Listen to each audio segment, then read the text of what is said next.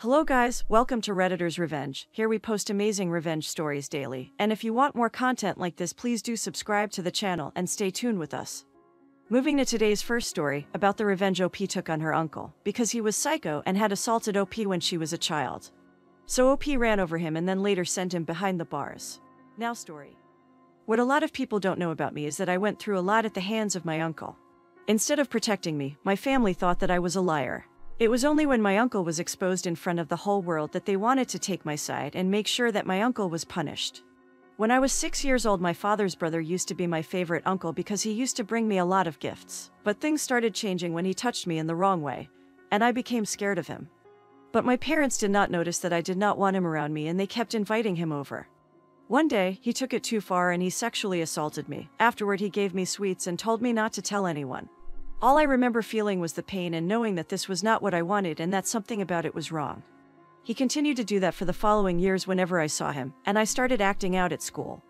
I would get panic attacks and get angry if anyone even touched me. The school told my parents that there was something wrong with me, but my mom and dad do not believe in counseling.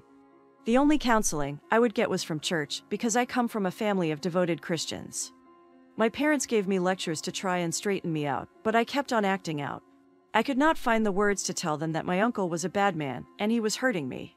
But then, when I was 10, I decided that I needed to tell my mother. I was able to find the words to express to her the bad things my uncle did to me and how it made me feel scared.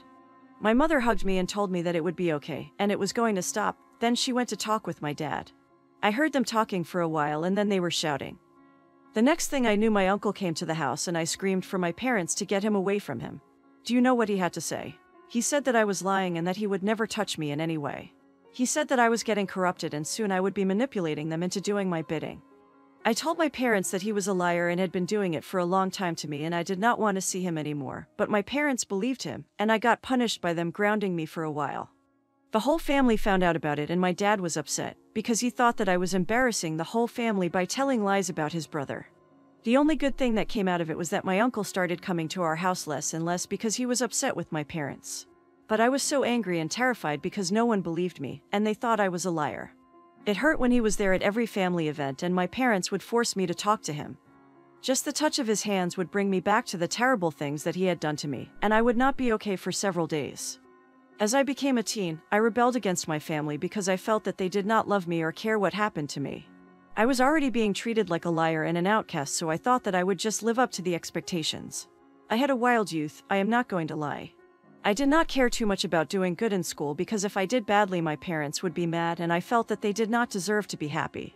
I found comfort in the wrong kinds of friends and I was headed for a terrible future. I would abuse substances so frequently that I forgot how it felt to be sober because it helped to numb the pain that I felt. My parents tried to intervene, but nothing worked. They got tired of praying for me at church. What they did not understand was that those drugs and alcohol were there for me when they turned their back on me. I was the black sheep of the family and the laughingstock of the entire town, but I did not care because it ruined my parents' reputation. The way things were going, there was no way that I was going to graduate and make something of myself. I owe my life to my guidance counselor who never gave up on me. I ended up opening up to her about what happened to me as a child, and it was the first time that someone believed me and wanted to do anything to help me. She told me that my acting out was most likely a result of PTSD because he was still in my life. She encouraged me with healthy methods to manage the anger and the panic, and as time went by, I improved. My parents thought that my phase was finally over and was happy to accept me back, but it was not for them. I got better because of the help of my counselor. If not, I do not think that I would be writing this right now because I was determined to ruin my life. Most of the people I was hanging out with are either in jail or 6 feet under, very few made it alive. I went to college and ended up working a nice job in a town far away from my hometown. There I thrived and made a name for myself, and no one would ever guess that I used to be an alcoholic in my youth. My relationship with my parents was okay because I had forgiven them for abandoning me in my time of need. I have an older sister who got married several years ago and has a little daughter who is now 5 years old. She was a little ray of sunshine, and we always get along when I visit. I had not seen my uncle in several years, and I would say that I had healed by the time I was 30, even though I did not get justice. The last I heard, he was overseas for a couple of years and was not coming back soon. This was why I agreed to come to my niece's birthday party even though extended family members were present. I hated those events because I would be asked why I was not married all the time and they would nitpick my life. I got to Julie's birthday party and everything was going well. So far, the only criticism I had gotten was that I was too old to be riding a motorbike. I had it for several years and it is like my baby. I use it more often than I do my car. I ignored them and just focused on Julie's big day. But then I suddenly felt a chill, like the room was ice cold. When I looked around, I had the feeling that my stomach was in knots and I could not breathe. He was present at the party and had brought Julie a lot of gifts. I had to leave and go to the bathroom because I was now experiencing flashbacks and my mind was telling me to get the hell out of there. I immediately texted my sister to ask her why she would let him come to her party. The assault was something that we did not talk about, but she knew that I disliked him with everything that I had. She told me that she was not the one who invited him. I told her to kick him out or I was going to leave, and she told me that I was making a big deal out of it, and that it would ruin her child's birthday party. There was no way I would have been able to stay at the party knowing that he was in the same house as me. I decided to take my stuff and go. Just as I was leaving the bathroom, I needed to take my bag from the guest room because I had been planning to sleep there, but now, I was going to look for a motel. I opened the guest room and was met with my uncle and Julie. He was touching her inappropriately and had his hand on her mouth. I immediately went up to him and slapped him without asking any questions. My mood went from slightly annoyed to pissed off fast and I tore at him. My brother-in-law came into the room to ask what was going on and I was so upset that I could not explain. We all went back to the room where the others were, and I immediately told everyone that he was touching the child. He told them that I was lying and trying to ruin his reputation. My parents were very angry with me for causing a scene and they claimed that they thought I had changed, but they had been wrong. I looked to my sister to back me up, but she accused me of starting the drama to try and get our uncle kicked out because I did not like him. I told them all to be very careful and guard their children, otherwise they would be next, and no one could save them. I could not even look at him because of the way I was boiling with anger. I was so angry at that moment that if a weapon had been nearby, I would not have been responsible for my actions. My sister told me that it was best for me to leave the party because what I was accusing him of was completely disgusting, and he is family. He had a very smug expression on his face, and I could not believe that once again, he had gotten away with it. When asking Julie what happened so that we could clear things up, all she did was cry and refuse to speak. It reminded me so much of how I felt, and I wanted to do something to protect her, but the family was stopping me. They kicked me out of the family event, and I had to leave because I did not want to start drama. As I was about to leave, he came out of the house and looked like he was heading in my direction and was saying something. I did not wait to hear what he had to say. All I felt for him was anger. All of the pain and trauma I went through came back in waves. My heart was not at peace with the fact that he was allowed to freely roam around while I had problems trusting people and no one believed me. I did not even wait for him to say what he wanted to say. I drove towards him with all my strength and felt the impact of the bike hitting his body, and what felt like bone breaking. Then I fell off the bike and hit the road. I lay there in pain for a while before the family came running out of the house. I do not regret running him over. In fact, I wish I had done it twice. I wanted him to feel pain and for him to leave this earth and never touch a little girl ever again. I never wanted to see his sick smile again or have to greet him again. And while my sister had failed in her motherly duty to protect her child as my mother had long ago, I would have been damned if Julie had to go through what I went through. I have no children of my own, but the panic that I went through when I opened that room was what made me drive at him and run him over. I was okay, although I hit my head when I fell off the bike and twisted my ankle. He was on his back and covered in a lot of blood, and someone in the family kept on screaming that he was dead and I had killed him. The ambulance was called and he was taken to the hospital. Most of the family went, but they did not want me to come along. Everyone was crowded around him and was worried about him while blaming me for the entire accident and saying that I was going to pay. My brother-in-law and I were the only ones left at the house while everyone else went to the hospital. He offered to take me to get my head checked for a concussion, and on the way, he asked me what happened. I told him the truth, that it was on purpose, and it was because my uncle was a bad man. It seemed that no one told him about the accusations I made against my uncle years ago. He was quiet for a long time after I told him the story, then he told me that he believed me. I was completely shocked as he was the first one in the family to believe me. He said that he suspected it of the way I had been so protective of Julie. I got checked out and despite minor injuries, I would be fine within a couple of days. Just as I was coming about to go home, my sister called me and asked me how far I was from the hospital. Since I was already there, I went to where she said the family was.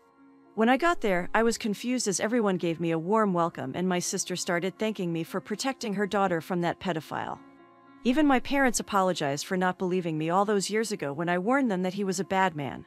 I told everyone to slow down and tell me exactly what happened because I was confused. This was when they told me that the doctors found inappropriate pictures of minors in his pockets, and they called the police. The police had just finished searching his house and they found incriminating evidence against him, and now he was under arrest. I had broken his legs and ribs when I ran him over, and there was a chance he would never walk again, and I was so glad. The fight I had been fighting for so many years was now over in just a few hours, and I could not believe it. He was arrested while in hospital, and he had to go to jail as soon as he recovered. He tried to lie his way out of it, but the whole family had turned against him and were supporting me. What he had done to me did not scratch the surface of the terrible things he had done over the years. Many victims started to come out of hiding and testify against him in court, which led to him having multiple charges against him, including raping me. He was guilty beyond any reasonable doubt and got 25 years in prison for his combined crimes. I would have preferred that he got the death sentence, but justice is justice. Do you know what they say about how inmates feel about pedophiles? He was beaten badly during his arrival after his sentencing, and I do not doubt that it is going to be his life from now on. I also had a charge against me for attempted murder, but the judge believed that it was an act of self-defense, so I got off with community service. I do not think that it is a punishment at all, because now I get to help out at an NGO for survivors of assault and abuse. I feel that it was something to help me heal. A lot of the anger and depression I have felt over the years have loosened and made way for the light. I am working on my relationship with my family one day at a time, but the main focus is myself right now. I feel like I have been born anew and have got a chance at a life without him looming over me like a dark cloud. Listening to the stories of so many people who have stories similar to mine has helped greatly on my road to healing. Now, here is the end of our first story. And I am happy that OP saved her niece from her psycho uncle. He is a monster, and the torture he is getting in jail from his cellmate is what he deserves. He is a burden on Mother Earth and doesn't deserve to live, but just as OP said, justice is justice. Guys, let me know what you think. OP's parents should be blamed for not believing in her and supporting her. Please leave your opinion in the comments section, and I love to read them. So before moving to final story, please hit the like button and do subscribe to the channel to stay tuned with us for more awesome stories. Now, moving to our final story. This is a tale related to one of my friend about how his manager throws him under the bus, so he got his revenge by getting him fired from the job. Now story.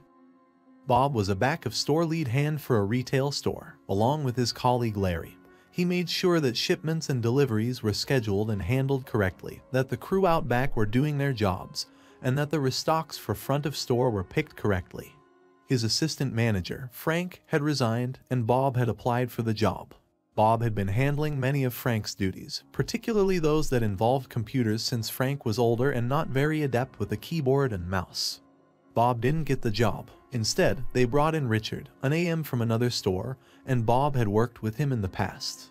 He was a jerk and had once thrown Bob under the bus for one of his own mistakes, causing Bob to get yelled at on the floor in front of his colleagues, then hauled into the manager's office to get written up. Bob was thinking of quitting anyway, but getting turned down for the AM position, and then seeing Richard roll in, was the straw that broke the camel's back. One pertinent thing is that Larry, his colleague, was a Harley-riding biker type. He wasn't a member of a club, but enjoyed riding and did charity rides and stuff like that. He also, every year for a decade, went to Sturgis, South Dakota for the annual rally in August. So Bob decided to submit his resignation, effective the day after Larry left for his trip. He did this by attaching a PDF of his resignation to a bunch of reports and requested a read receipt. Bingo! Richard clicked read and Bob printed it out. The schedule for the warehouse crew was posted online, on a web-based scheduling app with the admin account under assistantmanagerstore.com. This was store policy.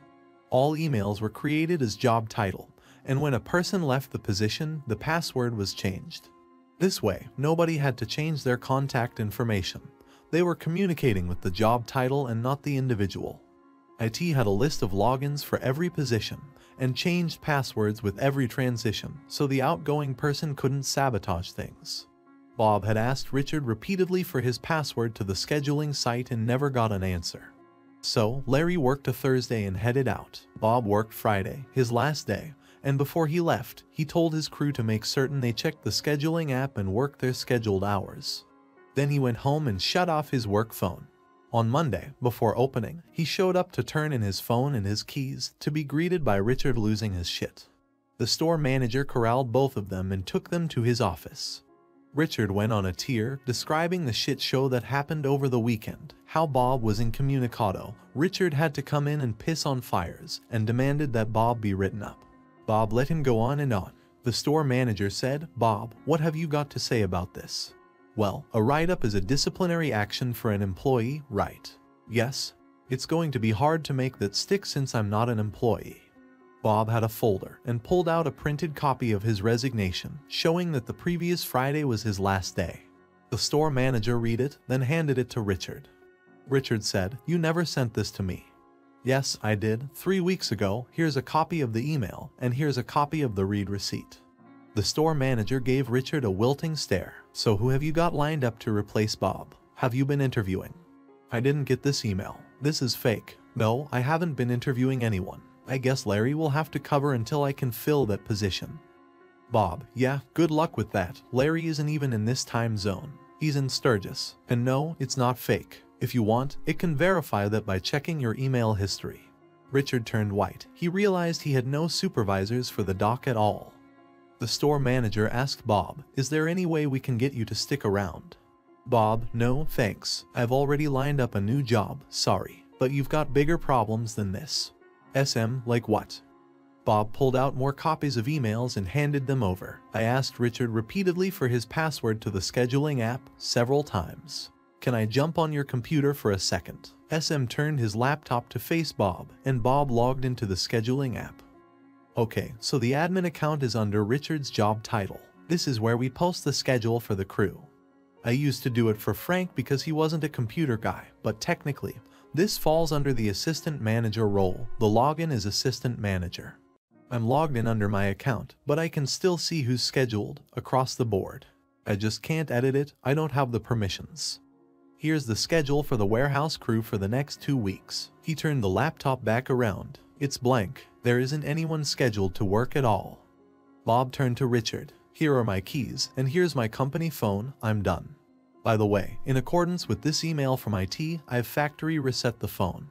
Good luck." Bob left the office, and out of the store, he could hear the manager yelling at Richard. Richard had to go into the personnel file and burn up the phone lines calling warehouse guys to come in at the last minute, and company policy was that if you were called in with less than 24 hours notice, it was time and a half. Many of the records were outdated, so if he reached a worker he had to ask them if he had any of their co-workers' numbers. Once he got things straightened out a bit, he was shown the door. They brought a lead hand and an assistant manager in from another store. Richard was fired for cause, denying him unemployment, and tagged with a do not rehire. Now, here is the end of our today's story. I hope you guys enjoyed the video. And in my opinion, this is a beautiful karmic revenge story, and the whole manager deserves what he got.